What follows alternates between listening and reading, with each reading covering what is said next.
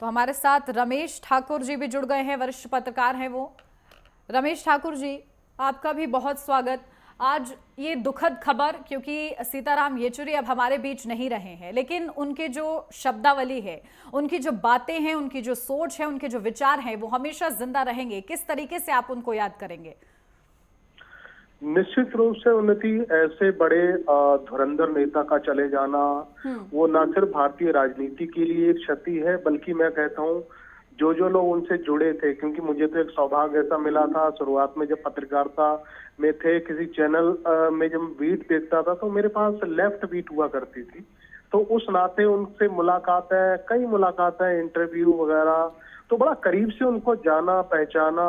और एक दौर ऐसा भी था जब इमरजेंसी के समय उनको जेल जाना, और उसके बाद में इंदिरा गांधी जैसे, जिनको तानाशाह भी कहा जाता था, तरह तरह के इनके ऊपर इमरजेंसी से लेकर कई ऐसे आरोप प्रत्यारोप लगते थे।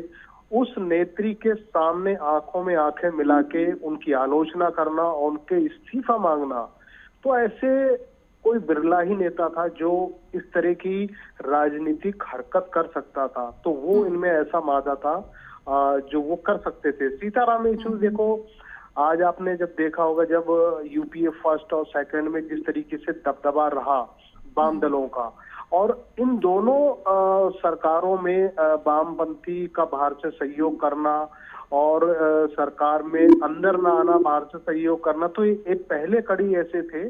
सीताराम येचुरी जो वाम दलों के नेताओं का समर्थन कांग्रेस को दिलवाया था, बाहर से रह के दिलवाया था, लेकिन मांगा कुछ नहीं, ना अपने लिए उन्होंने कुछ मांगा, ना पार्टी के लिए कुछ मांगा। तो वो एक जो देश में विषमता है, आर्थिक सर्वेक्षण को लेके, जाति पंथ को लेके, उसके वो कभी पक्षधर नहीं रहे। वो एक कहते थे कि एक समानता सभी वर्गों में हो, चाहे हिंदू हो या मुसलमान हो, सिख हो या वाम, कोई भी हो, तो उसके वो पक्षधर रहते थे। और वो पूजा पाठ में इतने लगनीन रहते थे, मग्न रहते थे, क्योंकि वो खुद ही तेलुगु ब्राह्मण परिवार में जन्मे हुए थे। और वो सुबह से लेकर शाम तक की उनकी प्रतिक्रियाएं हम लोगों ने देखी थी। ऐसा विद्वान नेता जो जितने चाहे हिंदी के अखबार हो, इंग्लिश के अखबार हो, सुबह 2-2.5 घंटे उनका अध्ययन करना, एडिटोरियल को पढ़ना, चाय के साथ में 2-2, 3-3 चाय पी जाते थे।